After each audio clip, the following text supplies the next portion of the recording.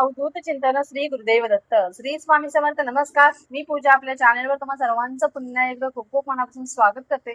तुमच्या सगळ्या इच्छा स्वामी महाराज लवकरात लवकर पूर्ण करोत हे स्वामींच्या मी प्रार्थना करते व आजच्या आपल्या व्हिडिओला सुरुवात करते. दुर्गा सप्तशतीचे 108 पारायण कशा पद्धतीने करायची असा मोस्ट रिक्वेस्टेड असा व्हिडिओ आजचा आहे.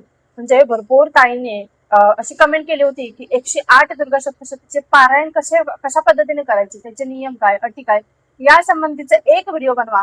यासाठी मी आजचा व्हिडिओ घेऊन आलेले आहे. दुर्गा सप्तशतीचे 108 पारायण कशा पद्धतीने करायची आणि त्याचे नियम काय आणि कोणता नियम पाळल्यामुळे आपल्याला संपूर्ण सेवेचं फळ मिळणार आहे. आता हे दुर्गा सप्तशतीचं पुस्तक आहे जे दिंडोरी प्रणित केंद्रातून घेतलेलं आहे. हे 42 रुपीजचं आहे. तुमच्या जवळपासच्या केंद्रातून तुम्ही हे पुस्तक घेऊ शकता, तिथे अवेलेबल असतं. नसेल तर कमेंट करा, मी तुमच्याशी संपर्क साधण्याचा नक्कीच प्रयत्न करणार आहे. तर अशा पद्धतीने दुर्गा सप्तशतीचं पुस्तक प्रत्येकाकडे असेल, कारण आपल्या कुलदेवतेची सेवा करायला, आपल्या आई भगवतीची सेवा करायला आपल्याला हे पुस्तक आवर्जून आवश्यक असतं. त्यामुळे आपण हे पुस्तक आपल्या जवळ ठेवायचं आहे. सुरुवात आपण आईच्या जय जयकार पासून करूया.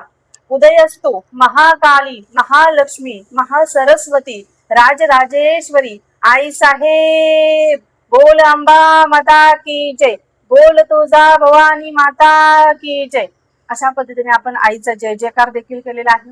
आणि आपल्याला ही सेवा कशासाठी करायची आहे तर भरपूर लोक म्हणजे केंद्रातून ही सेवा खरं तर संतान प्राप्तीसाठी दिली जाते, किंवा लग्न जमत नाहीये, लग्न जमण्यासाठी अतिशय सुंदर अशी ही सेवा आहे. ती म्हणजे आपल्या आई भगवतीची सेवा, आपल्या कुलदेवतेची सेवा. आपल्या जीवनामध्ये आपण भरपूर स्ट्रगल करतो, आपल्या जीवनामध्ये खस्ता खातो, कष्ट करतो, पण काही देखील अशा सांसारिक अडचणी असतात ज्यातून आपल्याला बाहेर पडण्यासाठी आपल्या कुलदेवतेचा देखील आशीर्वाद असायला हवा. आणि सगळ्यात महत्वाचं, आपली कुलदेवी कोणती आहे हे तुम्हाला माहिती असायला हवं. नाहीतर काय होतं, आपल्याला आपली कुलदेवीचं माहिती नाहीये, किंवा आपण आईच्या सोडून मावशीची पूजा करतो. म्हणजेच आपली कुलदेवी समजा आता सप्तशृंगी आहे आणि तुम्ही महालक्ष्मीची पूजा करत असाल, तर म्हणजेच आईची सोडून तुम्ही मावशीची पूजा करत असाल, तर ती पूजा आपल्या कुलदेवीची होते का? नाही. त्यामुळे आपली कुलदेवी कोणती आहे हे अगोदर जाणून घ्या. आपली कुलदेवी माहिती असणं आवश्यक आहे. आपले पिढी न पिढी आतापर्यंत जेवढे गेले तेवढे कोणत्या रूपाची पूजा करतायत किंवा कोणत्या आईची पूजा करतायत, आपल्या पिढीन पिढ्यांपर्यंत आपल्याला प्रत्येकाला माहिती असावं आपले कुलदेव कोणते आहेत, आपले ग्रामदेवता कुठले आहेत, आपली कुलदेवी कुठली आहे हे माहिती असायला हवं. माहित नसेल तर तुम्ही ते जाणून घ्या. आपल्या घरामध्ये कोणत्या रूपाची पूजा केली जाते, कोणत्या स्वरूपाची पूजा केली जाते हे अगोदर जाणून घ्या. आणि आपल्या आई भगवतीची अत्यंत सुंदर अशी ही 108 पारायण, दुर्गा सप्तशतीचे 108 पारायण करण्याची खूप सुंदर अशी सेवा आहे. यामुळे लग्न जमतं आणि संतान प्राप्ती देखील होते. यामुळे तुम्ही नक्कीच ही एक सेवा करायला अजिबात विसरायची नाहीये. कुलदेवीची अत्यंत प्रभावी अशी ही सेवा आहे, खूप सुंदर अशी ही सेवा आहे. 108 पारायण कशा पद्धतीने करायची हे पुस्तक सगळ्यात अगोदर तुमच्या जवळ असायला हवं. तुमची कुलदेवी कोणती आहे हे तुम्हाला माहिती असायला हवं. आणि संतान प्राप्तीसाठी किंवा लग्न जमण्यासाठी जर तुम्ही ही सेवा करत असाल किंवा केंद्रातून देखील तुम्हाला ही सेवा दिली असेल तर खूप मनभावे सेवा करायची आहे. त्या सेवेवरती श्रद्धा असायला हवी. शंका घ्यायची नाहीये, या सेवेत मला फरकच पडणार आहे का, अजिबात शंका घ्यायची नाही. सेवा करण्याचा निर्धार केला आहे तर संकल्प घ्यायचा आहे. आणि संकल्पामध्ये अखंड हा शब्द वापरायचा नाही. यथाकालीन मी ही सेवा करेन. कारण बघा, आपले 4 दिवस मध्ये पिरियडचे येतात, मासिक धर्म असतो महिन्यातून एकदा. त्याच पद्धतीने 1-2 दिवस काय इमर्जन्सी मध्ये कुठे गावाला जावं लागलं किंवा बाहेर जावं लागलं तर आपण जाऊ शकू. यासाठी आपल्याला यथाकालीन हा शब्द वापरायचा आहे, अखंड हा शब्द वापरायचा नाही. आणि संकल्प घ्यायचा, कारण संकल्प घेतल्यामुळे आपण त्या सेवेमध्ये बांधलो जातो आणि ती सेवा आपल्याला पूर्ण करावीच लागते. त्यामुळे संकल्प घ्यायला अजिबात विसरायचा नाहीये.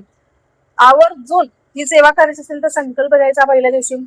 आणि ही सेवा तुम्ही कोणत्याही दिवसापासून सुरुवात करू शकता. अगदी तुमचा कुलदेवीचा वार कुठला आहे, मंगळवार किंवा शुक्रवार, या दिवसापासून देखील सुरुवात करू शकता.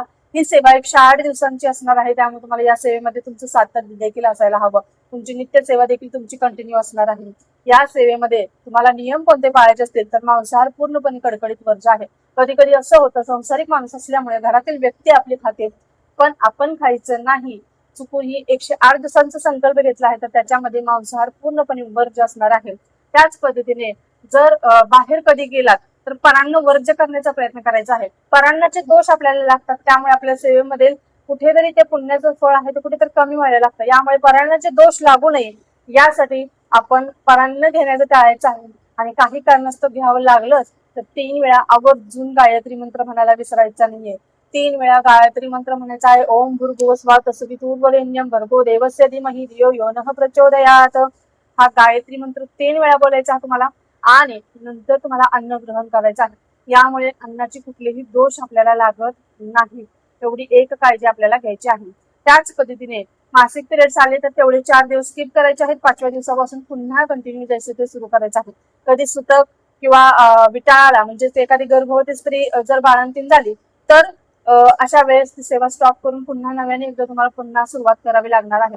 अशा पद्धतीने तुम्हाला ही सेवा करायची आहे. आता ही सेवा कशा पद्धतीने करायची, 108 दिवस कशा पद्धतीने करायची हे देखील अतिशय महत्वाचं आहे. आता हे पुस्तक दुर्गा सप्तशतीचं आहे, तुम्ही बघू शकता. हे मराठीतून आहे आणि इथे तुम्हाला प्रस्तावना दिलेली आहे. याच्यावरून मी तुम्हाला सांगते व्यवस्थित. बघा, पहिल्या दिवशी, फक्त पहिल्या दिवशी तुम्हाला मी सांगते दिव्य कवचमने सुरुवात करायची आहे. पहिल्या दिवशी काय काय वाचायचं बघा. दिव्य कवचम वाचायचं आहे, नंतर अथ अर्गला स्तोत्रम वाचायचं आहे, नंतर तुम्हाला अथ किलक स्तोत्रम वाचायचं आहे, रात्री सुक्तम वाचायचं आहे, नंतर तुम्हाला दुर्गा सप्तशतीचे 1 ते 13 अध्याय वाचून घ्यायचे आहेत आणि ही सगळी सेवा एका बैठकीतच करायची आहे बरं का. नंतर तंत्रोक्त देवी सुक्त वाचायचं आहे, नंतर प्राधानिक रहस्य, वैकृतिक रहस्य, मूर्ती रहस्य आणि दिव्यापराध क्षमापण स्तोत्रमने या पहिल्या दिवशीच्या पारायणाचा तुम्हाला एंड करायचा आहे. अशा पद्धतीने तुम्हाला ही सेवा करायची आहे. बरोबर, म्हणजे तुम्हाला एका बैठकीत करावी लागणार आहे, मध्ये वगैरे उठायचं नाहीये. अशा पद्धतीने तुम्हाला ही सेवा करायची आहे. आता दुसऱ्या दिवशी कशी सुरुवात करायची, दुसऱ्या दिवशी पण सगळं वाचायचं का, तर अजिबात वाचण्याची गरज नाहीये. दुसऱ्या दिवशी तुम्ही काय करणार, आता मी पहिल्या दिवशी दिव्य कवचमने सुरुवात केली आणि क्षमापराधन स्तोत्रमने तुम्हाला मी एंड केलेला आहे. माझा सेवेचा दुसरा दिवस आहे, तर मी काय करणार, सेवेच्या दुसऱ्या दिवशी मी पहिल्या अध्यायापासून सुरुवात करणार. अध्याय 1 ते अध्याय 13, 1 ते अध्याय 13 पर्यंत मी पठण करणार आणि नंतर मी तंत्रोक्त देवी सुक्त, प्राधानिक रहस्य, वैकृतिक रहस्य, मूर्ती रहस्य आणि दिव्यापराध क्षमापण स्तोत्र अशा पद्धतीने मी एंड करणार. दुसऱ्या दिवशी भरपूर महिला अशा देखील सेवा करतात. पहिल्या दिवशी सगळं पठण करतात आणि दुसऱ्या दिवशी 1 ते 13 अध्याय आणि डायरेक्ट दिव्यापराध क्षमापण स्तोत्रमने एंड करतात. असं केलं तरी देखील चालेल.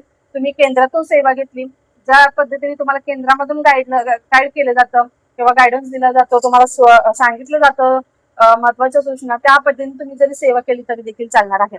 मी अशा पद्धतीने करते, त्या पद्धतीने मी तुम्हाला सेवा सांगितलेली आहे. अशा पद्धतीने तुम्हाला 108 दिवस ही सेवा न चुकता करायची आहे. पहिल्या दिवशी फक्त तुम्हाला संपूर्ण सगळं वाचायचं आहे आणि दुसऱ्या दिवसापासून तुम्हाला डायरेक्ट अध्याय 1 ते 13 आणि तिथून पुढे तुम्हाला पठण करायचं आहे. म्हणजे देवी सुक्त, प्राधानिक रहस्य, वैकृतिक रहस्य, मूर्ती रहस्य, दिव्यापराध क्षमापण स्तोत्र अशा पद्धतीने 108 दिवस तुम्हाला हे पारायण करायचं आहे. आता याची वेळ तुम्ही ठरवायची आहे. सकाळी 12 ते 12:30 ही वेळ तुम्ही अजिबात घ्यायची नाही. दिवसभरामध्ये तुम्हाला जसा वेळ मिळेल त्या वेळेमध्ये करा. फक्त एका बैठकीमध्ये तुम्हाला ही सेवा करायची, ही गोष्ट विसरायची नाहीये.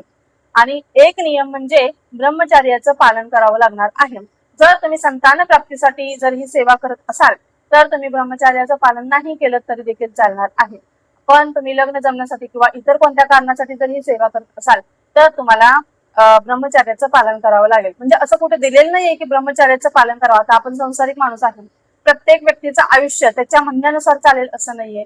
एखादा व्यक्ती असतो तो ऐकत नाही, तर अशा वेळेस तुम्ही नाही पालन केलं तर देखील चालेल, पण शक्यतो पालन करण्याचा प्रयत्न करा. जे संतान प्राप्तीसाठी करणार आहेत त्यांनी नाही केलं पालन तरी देखील चालणार आहे. अशा पद्धतीने हे 108 पारायण आहे. 108 दुर्गा सप्तशतीचं पारायण खूप सुंदर, खूप अनुभवी अशी ही सेवा आहे. या सेवेने भरपूर लोकांना अनुभव आलेला आहे, म्हणूनच ही सेवा मी तुमच्यापर्यंत पोहोचवलेली आहे. आणि भरपूर ताईंनी अशी रिक्वेस्ट टाकली होती, म्हणजे रोज एखादी कमेंट यायचीच की या व्हिडिओ म्हणजे या विषयावरती आम्हाला व्हिडिओ बनवून द्या, म्हणजे याची माहिती आमच्यापर्यंत द्या. त्यांना 108 पारायण करायची होती आणि ती माहिती मी तुमच्यापर्यंत पोहोचवलेली आहे. अजून कोणाला गरज असेल तर त्यांच्यापर्यंत नक्कीच हा व्हिडिओ शेअर करण्याचा प्रयत्न करा. अगदी छोटीशी माहिती सांगितलेली आहे आणि विशेष म्हणजे ही केंद्रातून दिलेली माहिती तीच तुमच्यापर्यंत पोहोचवण्याचा मी प्रयत्न करत असते. तर ही माहिती तुम्हाला कशी वाटली, या माहितीतून तुम्हाला काही अनुभव आला का नंतर पूजा सेवा केल्यानंतर, तर या संबंधी तुम्ही नक्कीच कमेंट बॉक्समध्ये कमेंट करू शकता. आपल्या कुलदेवीचा, आपल्या आईचा, आई भगवतीचा जय जयकार करायला आपल्या कमेंट बॉक्समध्ये विसरू नका.